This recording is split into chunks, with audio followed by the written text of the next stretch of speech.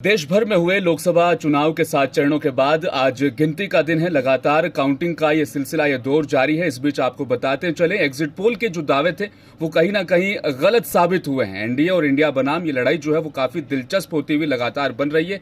इस बीच काफी अहम खबर, आंध्र प्रदेश के असेंबली इंतखाबात भी हुए थे। 175 सीटों के लिए वहां पर वोटिंग डाली गई। एग्जिट पोल में कांटे की टक्कर दिखाई गई थी, लेकिन एक तरफा, जी हां बिल्कुल, टीडीपी ने वहां एक तरफा जगनमोहन रेड्डी का यानी वाईएसआरसीपी का लगभग सफाया तय कर दिया है।